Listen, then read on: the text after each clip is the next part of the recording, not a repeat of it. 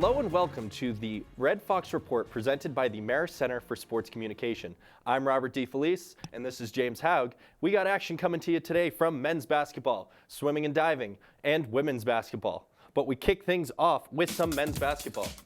The Foxes visited Niagara looking to compete their sweep of the Buffalo trip for just the second time in program history. This game was neck and neck throughout until down the stretch when Patrick Gardner went on takeover. Here comes Gardner backing down, spinning, and with a little English off the glass, cuts the deficit to 1 for the Foxes.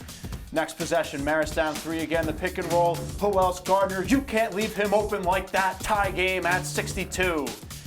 Marist continuing to fight, but down 2 again. Gardner backing his man down, just misses the layup, but draws the foul. 2 clutch free throws incoming for the big man, but you know he's going to knock them both down, tied at 64. Both teams get a stop. Marist with the ball again. It's Gardner with the crossover fadeaway money. 6.8 to go.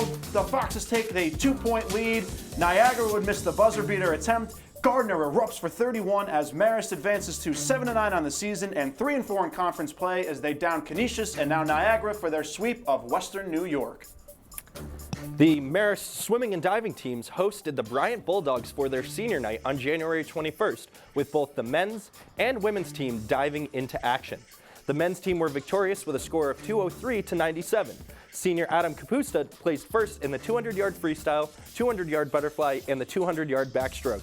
Graduate student Ahmed Salam finished first in the 100-yard backstroke, the 50-yard freestyle, and the 100-yard freestyle. Tyler Wenzel placed second in the 1-meter dive and third in the 3-meter dive.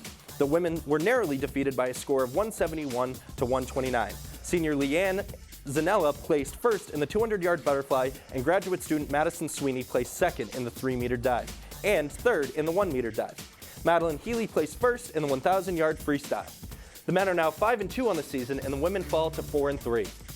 We're now going to kick things over to our field reporter, Zach Musso, who had a chance to catch up with some students at McCann Arena. We're right here in McCann Arena for a nice St. Peter's Marist showdown tonight. I'm Zach Musso for the Red Fox Report. Another semester, another season of Marist athletics, and tonight we're going to be talking with some Marist people to feel the energy.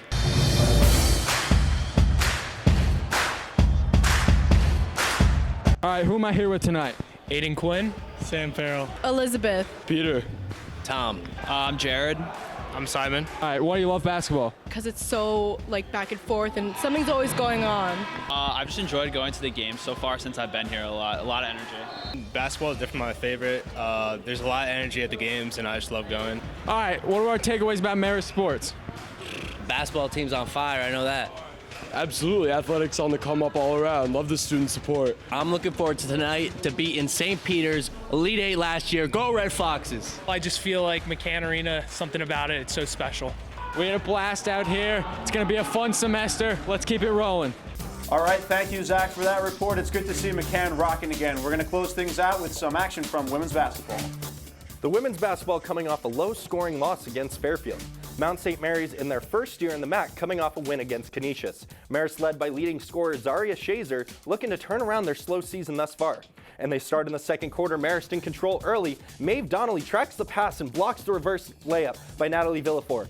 Kiara Fisher brings the ball upfield. One of the keys for the Red Foxes here was efficiency around the three-point line, and they do so here as she passes it to Jackie Pittock, who uses a Donnelly screen and nails the wide-open jumper to put the Foxes up by 5. Marist in control in the first half early, but Mount St. Mary's is not done yet. As midway through the third quarter, Mount St. Mary's turns the tide of the game as Isabella Hunt muscles a rebound after a missed layup and kicks it out to Michelle Harrison, who knocks down the 3, which caps off a 15-4 run in this quarter for Mount St. Mary's. With just over a minute left to play in the third, Marist storming back, Morgan Topkins backs down her defender, kicks it out to Fisher, and Fisher drills the 3 to tie the game at 55. This shot was one of her 4 total threes made and accounted for 3 of her 44 points. 7 seconds left in the game, Fisher makes a free throw for her 44th point, and Villafort drives down the court with little life left for Mount St. Mary's, pulls up a shot, but it won't go, and Marist holds on to win 83-77. Fisher's 44 points are both a career high and a single game scoring record for Marist.